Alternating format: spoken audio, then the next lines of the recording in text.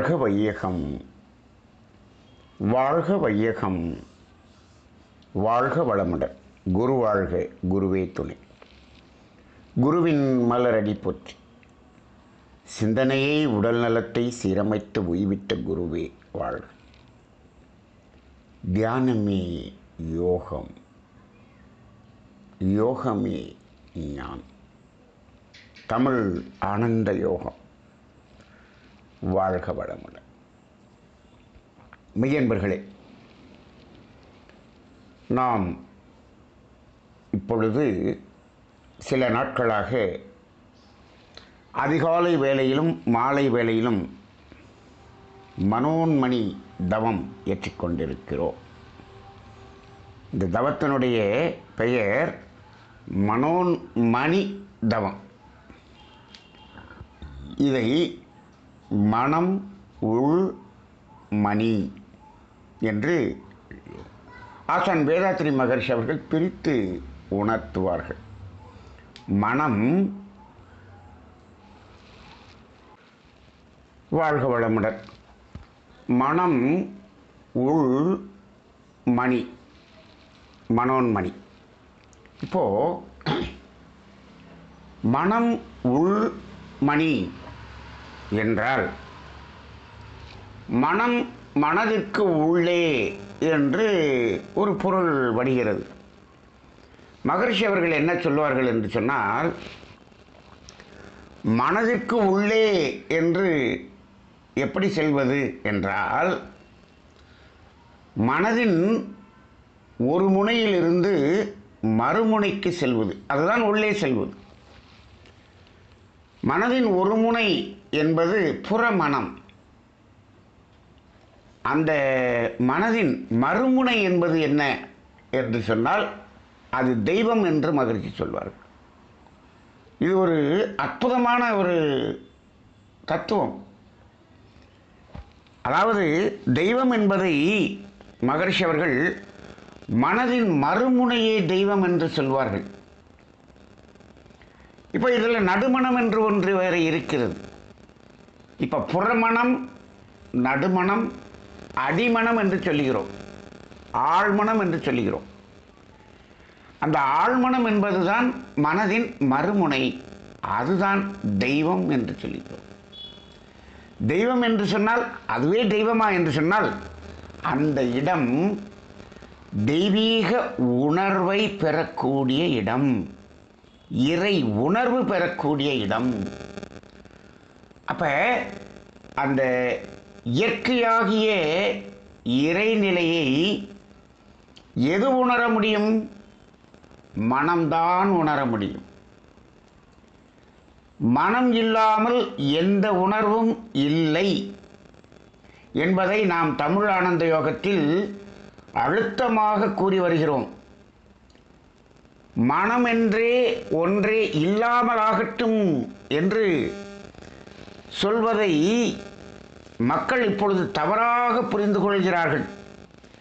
மனம் என்று ஒன்று இல்லாமல் நாம் மனிதனாக இந்த உடல் உயிர் இணைப்பாக இருக்க முடியாது. இதை முதலில் தெளிவாக புரிந்து கொள்ள வேண்டும். உடலில் உயிர் இணைந்து இருக்கிறது என்று சொன்னால் அங்கு மனம் இருக்கிறது. சரி, இப்போ கோமா ஸ்டேஜில் இருக்காங்களே, அவங்களுக்கு மனம் இருக்கிறதா? இருக்கிறது. இல்லை என்று சொல்லவே முடியாது. நீங்கள் அவர்களுக்கு ஆத்மார்த்தமாக இருக்கக்கூடிய நண்பர்கள் அவர்கள் வரும்பொழுது அவர்கள் கண்ணால் பார்ப்பார்கள். அவர்களால் எதையும் வெளிப்படுத்த முடியாது. ஆனால் கண்கள் கலங்கி கண்ணிலிருந்து லேசாக கண்ணீர் வரும். எப்படி வருகிறது? அங்கு உணர்கிறார் அவர். அங்கு உணர்கருவியாக மனம் வேலை செய்கிறது. அப்ப மனம் இல்லை என்று சொல்லவே முடியாது. பிரெயின் டெத்துன்னு தான் சொல்றாங்க. அப்படி ஒன்று இல்லை. என்னன்னா, இவங்க இந்த பிரெயின் டெத்துக்கு, அதாவது மனம் என்பது இந்த மூளைதான் மனம் என்று அவர்கள் சொல்லிக் கொண்டிருக்கிறார்கள், விஞ்ஞானம். இல்லை. மனம் என்பதை பற்றிய ஒரு புரிதல் இல்லாத ஒரு விஞ்ஞானம் பிரெயின் டெத் என்று சொல்லி அவர் இறந்ததுக்கு சமம் என்று சொல்லுகிறது. இது ஒரு சமூக கொலை என்றுதான் நாம் சொல்ல வேண்டியிருக்கிறது. உயிரை பற்றிய ஞானம், மனதை பற்றிய ஞானம் இல்லாத ஒரு அறியாமை என்றுதான் சொல்ல வேண்டியிருக்கிறது. ஆக இந்த மனம் என்பது இல்லாமல் இந்த உடல் உயிர் இணைப்பு இருக்காது. இப்போ மனம் சாக வேண்டும், மனம் சாக வேண்டும் என்று சொல்லுகிறோமே, அப்படி என்றால் என்ன செய்ய வேண்டும் என்று சொன்னால், மனம் எந்த தொடர்பிலும் இல்லாமல் அது தனித்த மனமாக இருக்க வேண்டும். அந்த தனித்த மனமாக இருக்கும் பொழுது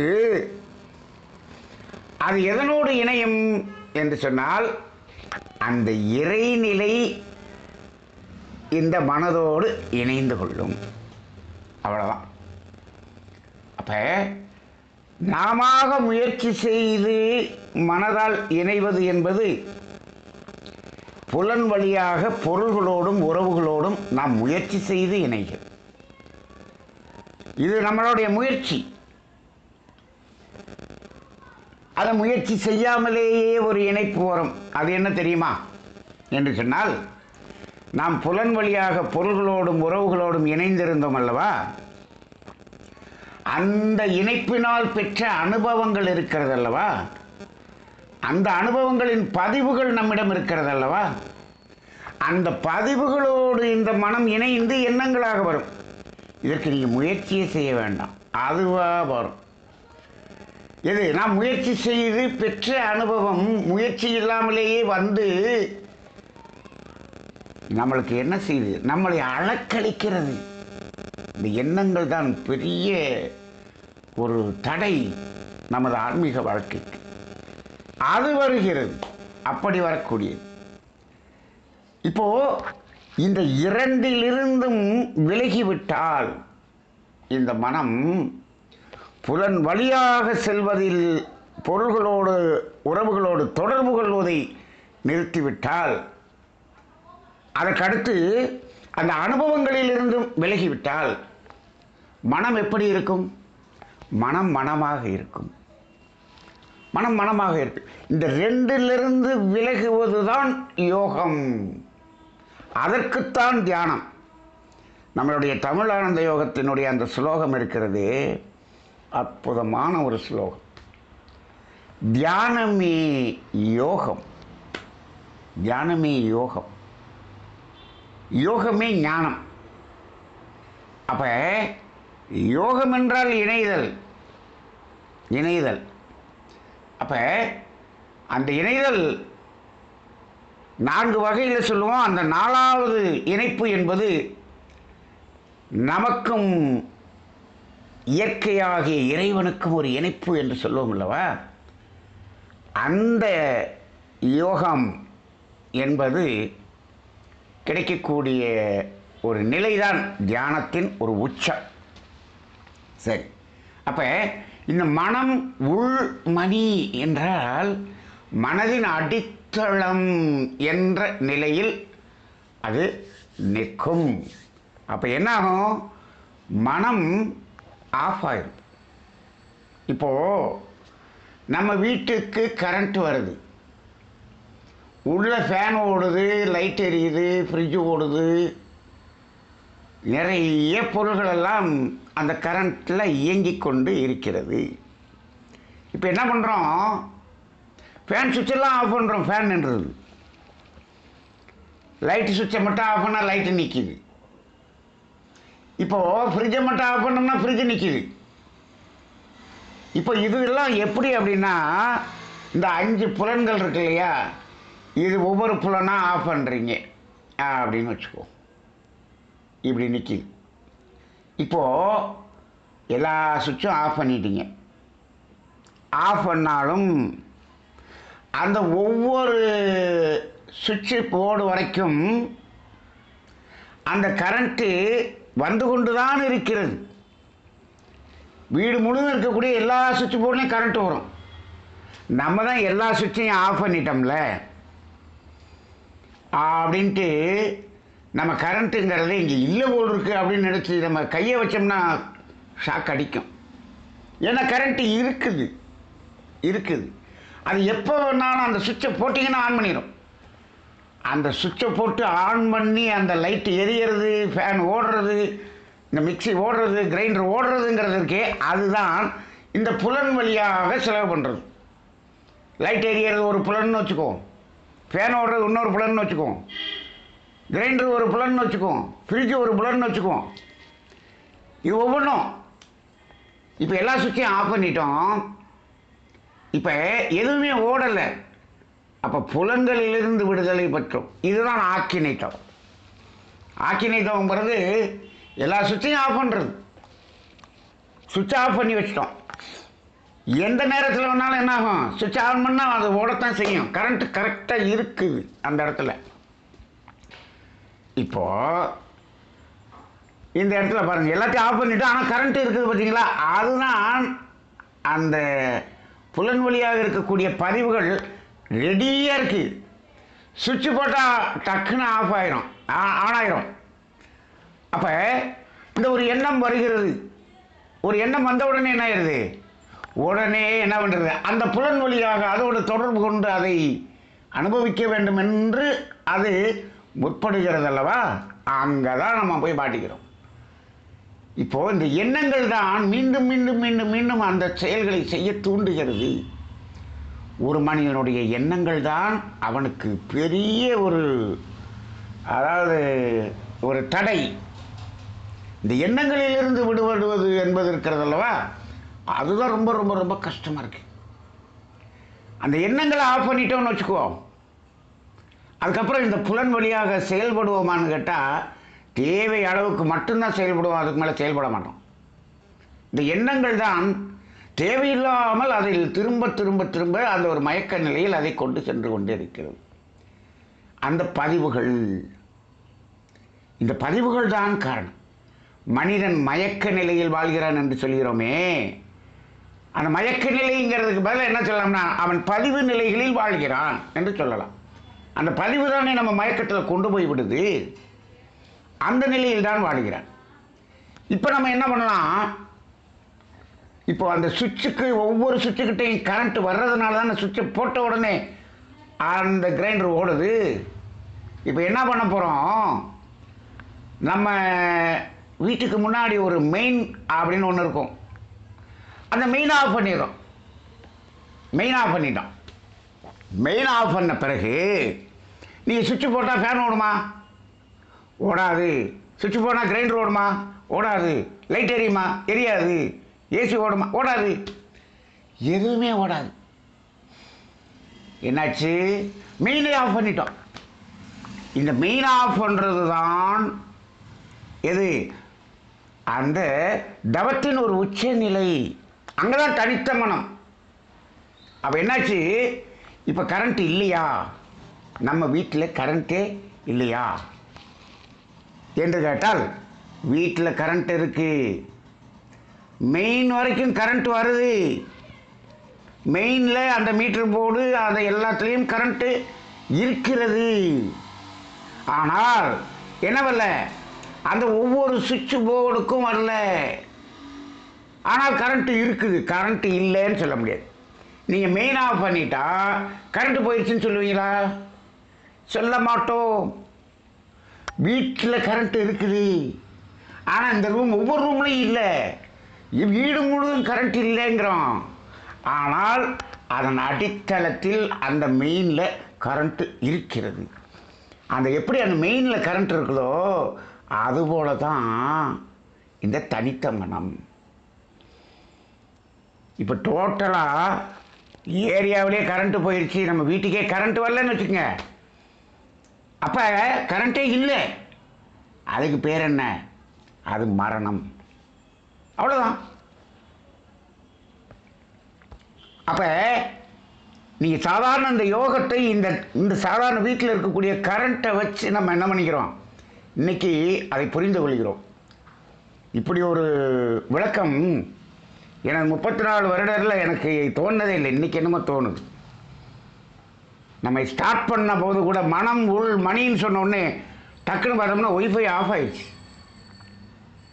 ஒய்ஃபை கட் ஆயிடுச்சு. அப்படியே ஒரு தனித்த மனதுக்கு போகிற மாதிரி ஆயிடுச்சு. அது ஒரு சிக்னல் தான் நினைக்கிறேன்.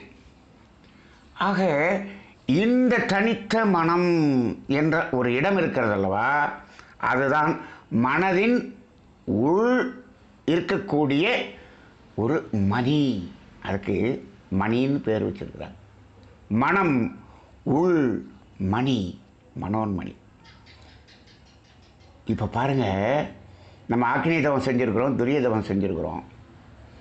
இப்போ ஆக்கினி தவத்தில் என்ன நடக்குது? புலன் வழியாக நேரடியாக தொடர்பு கொள்வதிலிருந்து விலகுவது, இதுதான் ஆக்கினை. ஆக்கினை. துரியம் என்பது என்ன? அந்த புலன் அனுபவங்களிலிருந்து எண்ணங்கள் வருகிறது, அந்த எண்ணங்களிலிருந்து விலகுவது என்பதுதான் துரியம். இதுதான் இப்படி தான் நம்ம ப்ராக்டிஸ் பண்ணியிருக்கோம். ஆக்கினை, துரியம். இந்த 2 நிலைகளையும் எண்ணமற்ற நிலைக்கு யார் ஒருவர் இந்த 2 நிலைகளிலும் பயிற்சி செய்து விட்டார்களோ அதன் பிறகுதான் அவர்கள் துரியாதீதம் என்பதற்கு செல்ல வேண்டும். நம்மளாம் அவசரப்பட்டு துரியாதீதம் கொடுத்து நிறைய பேர் நாங்கள் துரியாதீதம் செய்கிறோம்னு சொல்லிட்டு இருக்காங்க. இந்த 2லிருந்தும் விலகாமல் முடியாது. இன்னும் இந்த 2 நிலைகளிலேயே பொருள்கள் அடைய வேண்டும் என்ற சங்கல்பத்தை செய்து கொண்டிருக்கக்கூடிய ஆன்மீகத்துக்கு முரண்பாடான ஆன்மீகத்தை சிலர் கற்றுக் கொடுத்து கொண்டிருக்கிறார்கள். நல்லா இந்த இடத்துல தெளிவாக புரிஞ்சுங்க. அதாவது ஆக்கினை வரும் பொழுது நேரடியாக புலன் வழியாக பொருள்களை தொடர்பு கொள்வது என்பதிலிருந்து விலகுவது. தேவையளவில் நிற்கும், தேவைக்கு மேலே அந்த பொருள்களுக்குள்ள அந்த மோகம் குறையும். அங்கே துரியத்தில் அதை பற்றிய எண்ணங்களே வராது. அப்படி இருக்கும்போது துரியதவம் செய்துவிட்டு எனது வாழ்க்கையில் கார் வாங்கணும், வீடு வாங்கணும், இது வாங்கணும், அது வாங்கணும் அப்படின்னு நீங்கள் நினைக்கிறீங்கன்னு சொன்னால் அங்கே நீங்கள் இந்த தவத்துக்கு போய் அங்கேருந்து தொப்புன்னு கீழே விழுந்து, அதாவது 4 மாடி மேலே ஏறி போய் அங்கேருந்து தொப்பக்கட்டின்னு கீழே விழுந்து அந்த விழுந்து கிடக்கிற நிலையில் நீங்கள் கேட்குறீங்கன்னு அர்த்தம். இதைத்தான் நமக்கு உணர்த்துவதற்கு தான் என்ன செஞ்சாங்க, இந்த பரமபத விளையாட்டில் அப்படியே மேலே போய் அந்த பாம்பு, பெரிய பாம்பு கடித்து 2ஆம் நம்பரில் கொண்டு இறக்கி விட்டுரும். எப்போ நீங்கள் அங்கே போய் நீங்கள் இந்த உலக பொருள்களை நீங்கள் கேட்க ஆரம்பித்தீர்களோ அங்கேருந்து நீங்கள் கீழே விழுந்துட்டீங்கன்னு அர்த்தம். இதிலிருந்து விலகுவது தானே யோகம். யோகங்கிறது இதுதானே. இதிலிருந்து விலகி இறைவனோடு இணைவது என்பதுதான் யோகம். அப்போ நமது மகான்கள் சித்தர்கள் எல்லா பேரும் அந்த தவநிலையில் என்ன அவர்கள் சங்கல்பம் செய்தார்கள் என்று சொன்னால், அவர்கள் அதாவது இறைவனோடு இணைய வேண்டும், அந்த இணைப்பு எனக்கு வேண்டும் என்றுதான் கேட்டார்கள். அதாவது அவ்வை கூட ஏதோ ஒரு பாடலில் கேட்பார், பிறவா வரம் வேண்டும், அப்படி பிறந்தாலும் உன்னை மறவாத வரம் வேண்டும். அவங்க கேட்டதை பாருங்க. பிறவியே வேண்டாம், நிறுத்திடு அப்படின்னா என்ன அர்த்தம்? முழுமையாக அங்கே கர்ம வினைகள் எல்லாம் கழிந்து இறை சொரூபமாகவே மாறிவிட்ட நிலை. அப்படி பிறவி இருந்தாலும் இறைவா உன்னை மறவாத நிலை வேண்டும் என்று சொன்னால் அங்கு மனம் அந்த இறைவனோடு அந்த இறைநிலையோடு இணைப்பு பெற்று இருக்கக்கூடிய அந்த இணைப்பிலிருந்து விலகாமல் இருக்க வேண்டும் என்று சங்கல்பம் கேட்டார்கள். இப்படிதான் சங்கல்பம் கேட்டாங்க. இன்னைக்கு தியானம் பண்ணிட்டு ஏதேதோ சங்கல்பம் கேட்டுக்கொண்டு இருக்கிறோம். அது ஆன்மீகத்தின் ஒரு குறுக்கு வழி என்று கூட சொல்ல முடியாது. ஆன்மீகத்தை ஒரு முறையில்லாமல் பயன்படுத்தக்கூடிய ஒரு ஆன்மீகத்துக்கு ஒரு துரோக நிலை என்று தான் சொல்ல வேண்டும். சரி, அப்போ இந்த இடத்துல மனதின் ஆழ் மனம். இப்போ இன்னைக்கு ஆக்கினை துரியம் செஞ்சோம் இல்லையா? இப்போது மனோன்மணி தவம் செய்கிறதும் இது ஒன்று தானே என்று நமக்கு தெரியும். ஒன்றே தான், ஒரே மாதிரி தான். ஆக்கினையில் இருந்தாலும் உள்ளே போகிறோம், ரைட்டு. துரியம் உச்சியிலேருந்து கீழே வரோம், பூர்வ மையத்திலேருந்து உள்ளே போகிறோம், உச்சியிலேருந்து கீழே வரோம்.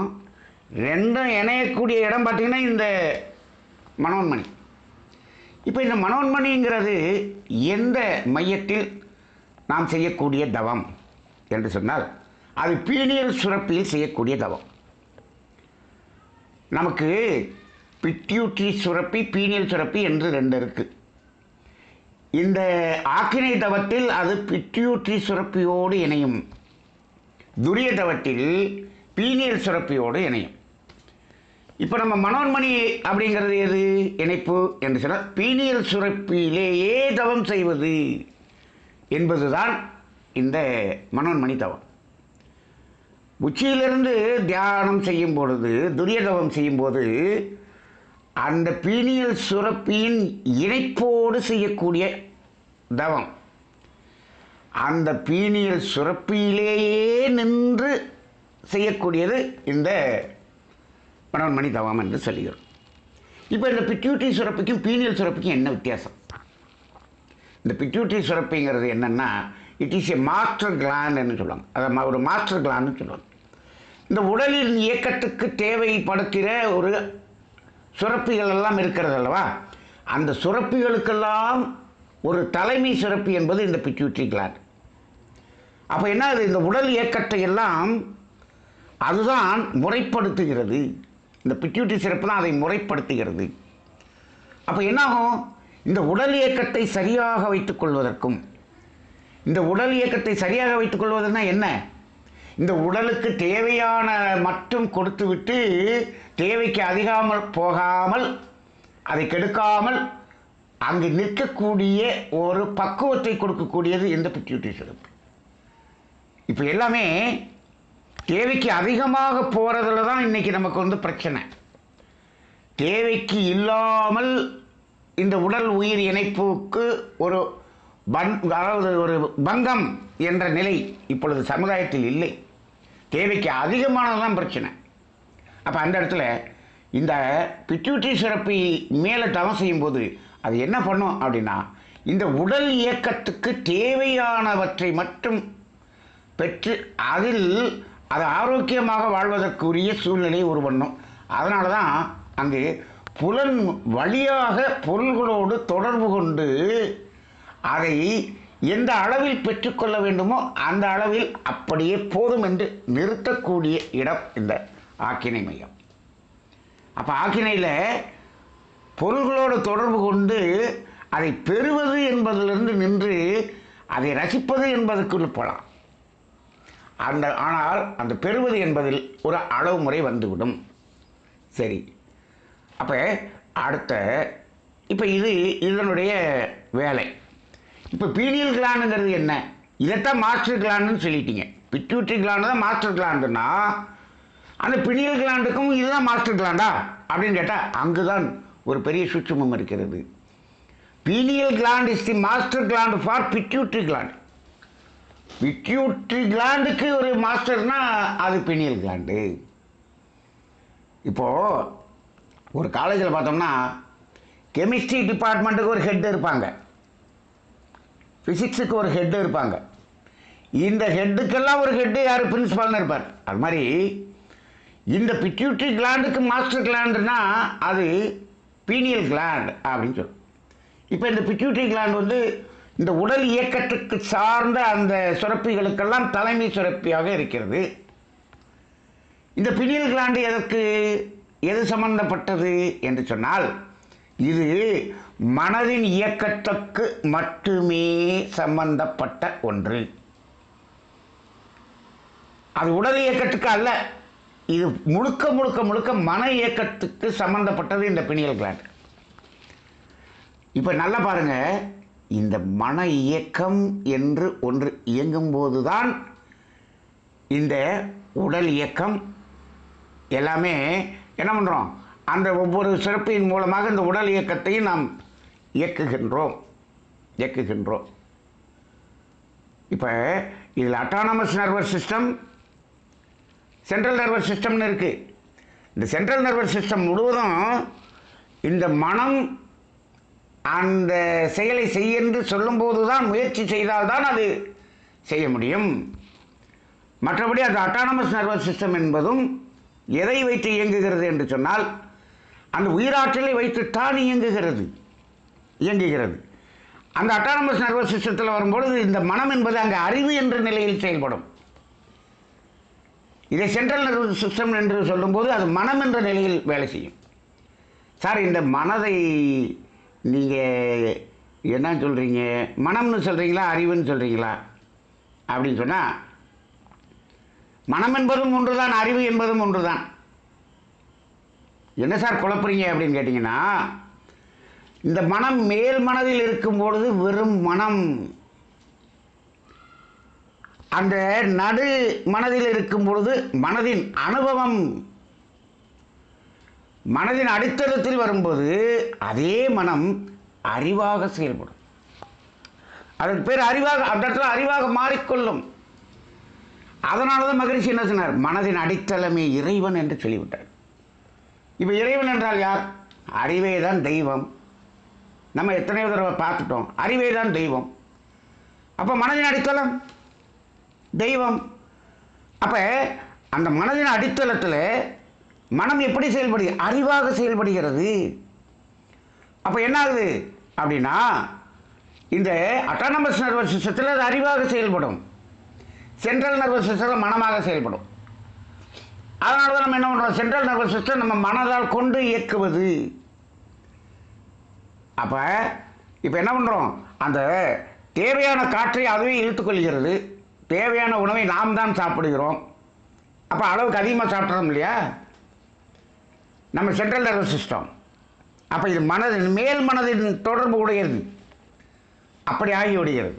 சரி, அப்போ இப்படி அந்த நிலையில் இப்போ இது மனம் சம்பந்தப்பட்டது, இந்த பீனியல் சுரப்பி.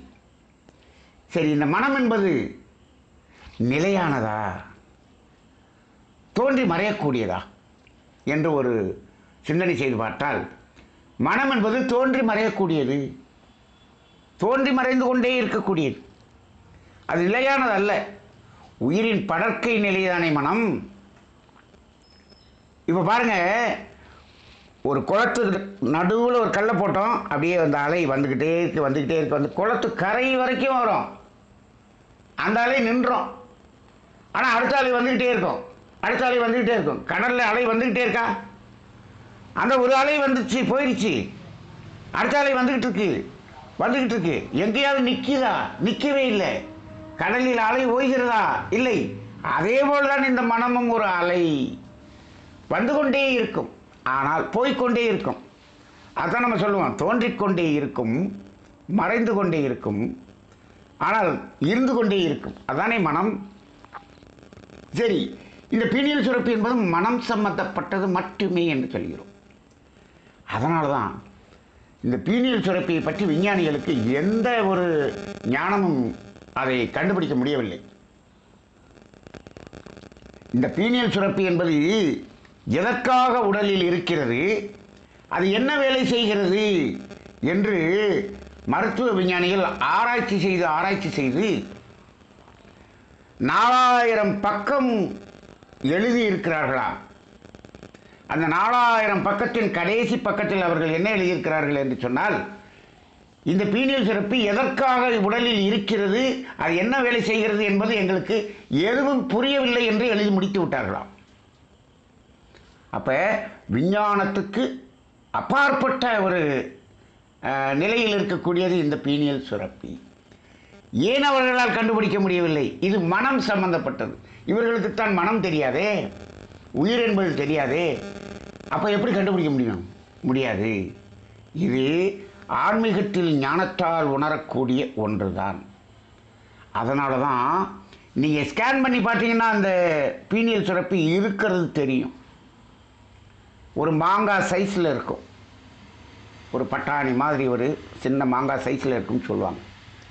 ஆனால் ஒரு மனிதன் இறந்த பிறகு அந்த தலை ஓட்டை ஓப்பன் பண்ணி அந்த பீனியல் சுரப்பி அதை பற்றி நாம் ஆராய்ச்சி செய்யலாம், அதை எடுத்து அதை ஆய்வு செய்யலாம் என்று இந்த விஞ்ஞான மருத்துவர்கள் முயன்றார்கள்.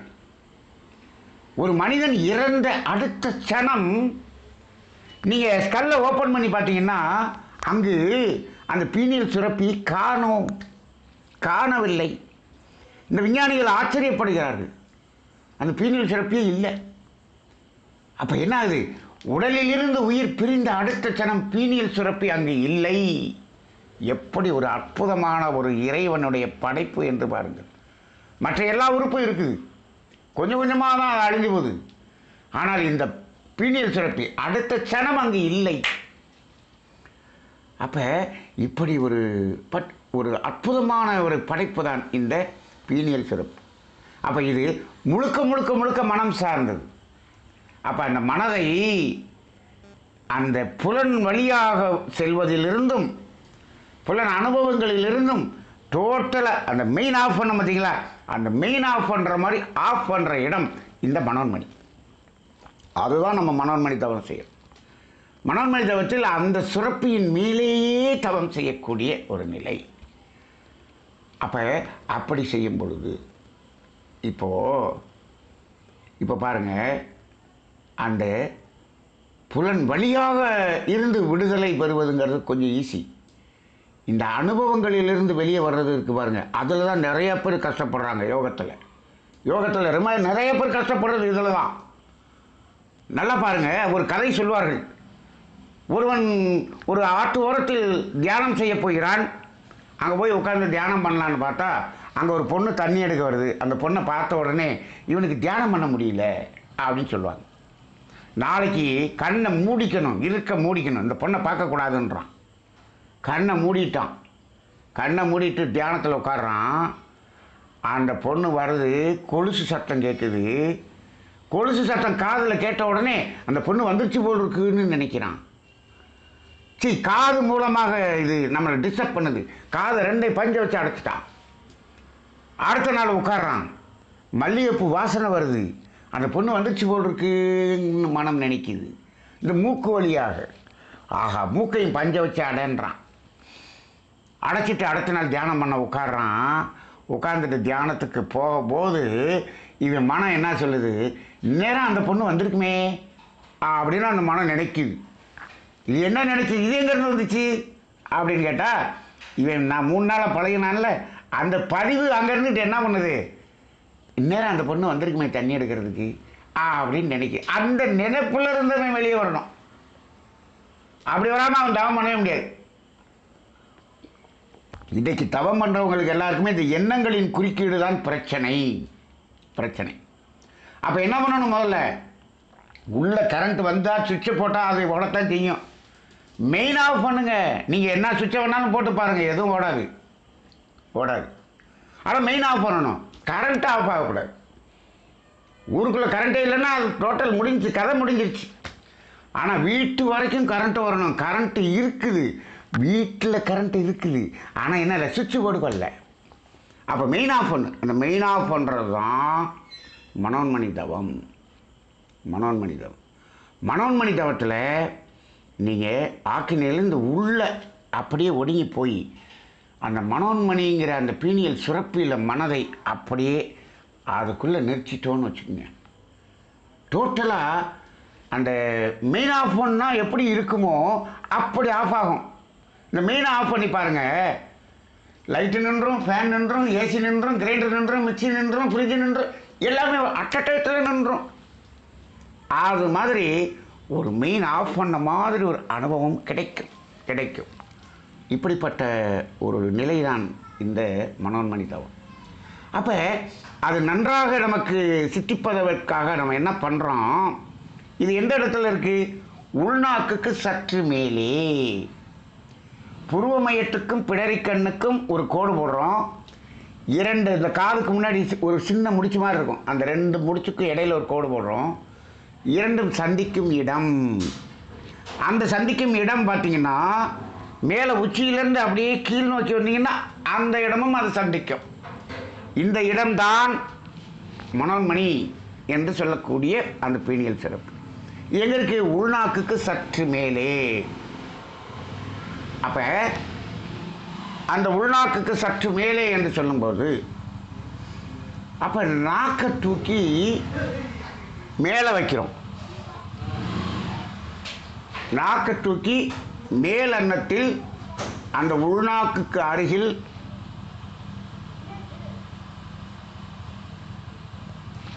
அந்த சாப்பிட்டு பகுதியிலே நாம் அழுத்தமாக வைத்துக் கொள்கிறோம்.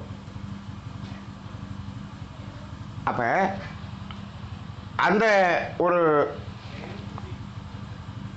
ஒரு நிலைதான் இந்த மனோன்மணி தவத்தில் அந்த உணர்வுக்கு வருவது. அப்ப அந்த நாக்கை தூக்கி மேலே வைக்கிறது அப்படிங்கும் பொழுது அந்த நாக்கை வச்சு நமக்கு பழகலை. இதை கேசரி முத்திரை என்று சொல்வார்கள், லம்பிகா யோகம் என்று சொல்வார்கள், இதை முத்திரை என்று சொல்லுகிறார்கள். இப்போ முத்திரை எல்லாம் கைகளில் விரல்களின் மூலமாகத்தானே செய்கிறோம் என்று சொன்னால் நாக்கின் மூலமாக செய்யக்கூடிய முத்திரை என்பது இந்த லம்பிகா யோகம், இந்த கேசரி முத்திரை என்று சொல்வார்கள். அப்போ அது நாக்கை மடித்து அந்த மேலன்னத்தில் அந்த உள்நாக்குக்கு அருகில் அந்த சாப்பிட்டு பகுதியில் ஒரு அழுத்தம் கொடுப்பது. அழுத்தம் கொடுக்கும்போது அதற்கு நேர் மேலே இருக்கக்கூடிய அந்த மனோன்மணி மையத்தில் ஒரு அழுத்தம், மனம் அந்த இடத்தில் நிற்க வேண்டும்.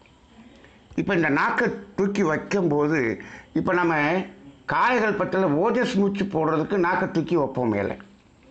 அது எப்படி வைப்போம்னா நாக்கின் நுனி நாக்கை தூக்கி அந்த உள்நாக்கு பகுதியில் இருள் என்று சொல்லக்கூடிய அந்த ஒரு அழுத்தம் கொடுத்து நம்ம அந்த மூச்சை இழுத்துருவோம். இது இப்போது இங்கே இதில் நம்ம என்ன பண்ண போகிறோம் அப்படின்னா அப்படியே அந்த நாக்கை மடித்து கொண்டு வந்து நுனி நாக்கின் மேல் பகுதியை அந்த சாப்பிட்டு பகுதியில் வச்சு அப்படியே ஒரு அழுத்தம் கொடுப்பது. அந்த நுனி நாக்கின் மேல் பகுதி அந்த ஒரு போர்ஷன் அந்த சாப்பிட்டு பகுதியில் இருக்கக்கூடிய அளவுக்கு அந்த நாக்கினுடைய நுனி நாக்கு பகுதி அதை வச்சு ஒரு அழுத்தம் கொடுப்போம். இப்போது அந்த நாக்கை அப்படியே வைத்திருக்க வேண்டும்.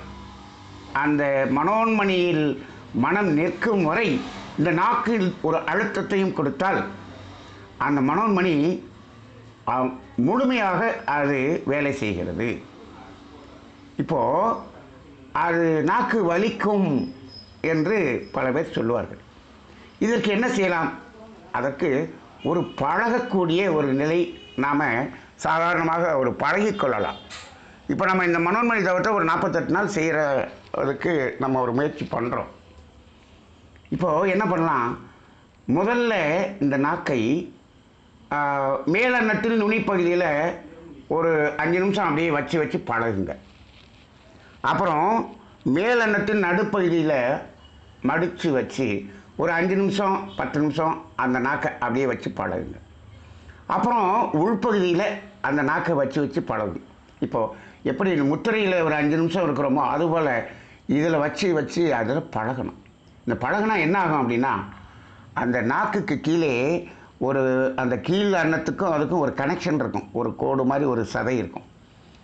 அது வளைஞ்சு அது ஃப்ளெக்சிபிளாக மாறிடும். அதுதான் வலி இருக்கிறது. நமக்கு அப்படி பழகலை. இதில் நீங்கள் வச்சு அப்படியே பழகிட்டோம் அப்படின்னு சொன்னோம்னா அதுக்கப்புறம் அந்த நாக்கினுடைய வலியே தெரியாது. மனோன்மணியில்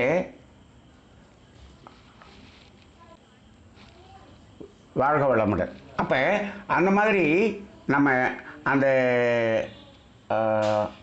நாக்கு அந்த அன்னத்தில் மனோன்மணியில் மனம் நிற்கும் வரை அந்த நாக்கு அதில் அழுத்தம் கொண்டு அப்படியே இருக்கணும்.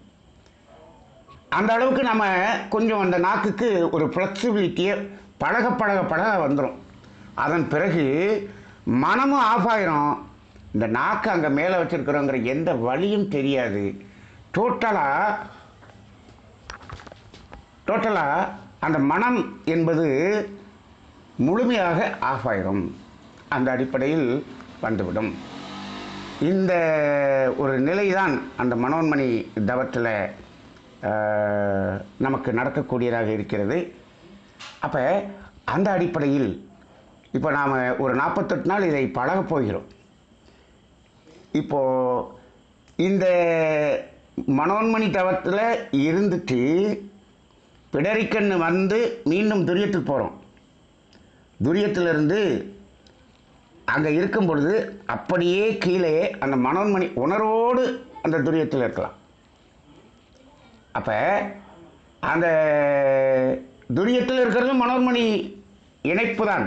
இருந்தாலும் அந்த மனோன்மணியின் மேலேயே தவம் செய்வது என்பது இதில் ஒரு சில சூட்சுமங்கள் இருக்கிறது. என்ன என்று சொன்னால், இப்போது துரியம் என்பதை சகசிராதாரம் என்று சொல்வார்கள், 1000 இதழ் தாமரை என்றெல்லாம் சொல்வார்கள்.